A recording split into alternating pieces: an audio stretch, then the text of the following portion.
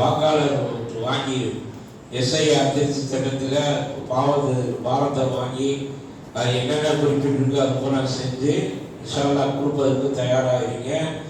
அப்படி மனு தயாராகிருச்சுன்னு சொன்னால் அதுக்கு ஒரு காப்பி எடுத்து வச்சுக்கோங்க. நாளைக்கு இல்லை அப்படின்வாங்க, நம்ம காப்பி எடுத்து அழகாக காட்டலாம். காப்பி இல்லாமல் எதையும் கொடுக்காதீங்க யாருக்கும். வரக்கூடிய எஸ்ஐஆர் வாக்காளர் திருத்த சட்டம் பற்றி இப்போ மனப்பாறை நேரத்திலிருந்து கொடுத்துட்டு இருக்கிறாங்க. வரலன்னாங்க நீங்கள் போய் கேளுங்க, நம்ம வீட்டுக்கு ஏன் வரல, நம்ம இடத்துக்கு ஏன் வரலன்னு கேளுங்க. பெண்களுக்கு கொஞ்சம் முக்கியத்துவம் கொடுங்க இந்த விஷயத்தில். நம்ம ஆண்கள் வெளியே போயிடுவோம், வெளியூருக்கு போயிடுவோம், அவங்க பீமாவில் கூப்பிட்டுருந்தா என்னுடைய ஆதார் கார்டு எல்லாமே இங்கே இருக்குது, அந்த மாதிரி வந்தாங்கன்னு சொன்னாங்க. இதை பயன்படுத்திக்கணும்னு சொல்லி பெண்களை கொஞ்சம் தயார் பண்ணி வைங்க. வரக்கூடிய நேரத்தில் ஒன்றும் தெரியாது, எங்கள் வீட்டுக்காரர் வரணும்னு சொன்னோம்னா போச்சு அத்தோட.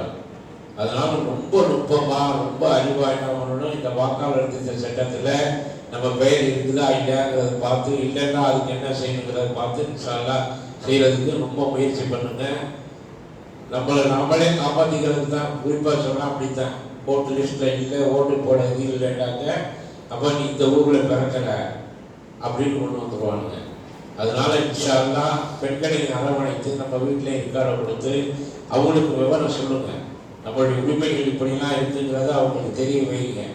பாம்பை வாங்கி அப்படியே வெளியே போகிறாங்க, தாய்மார்கிட்ட கொடுத்துட்டு நீங்கள் போங்க. இன்ஷால்லா அதற்குரிய பலனை நமக்கு தருவான். ஆக மறந்துடாதீங்க. நீங்கள் பாரம் ரெடி ஆகிட்டாக்க காப்பி நகல் எடுத்துக்கங்க.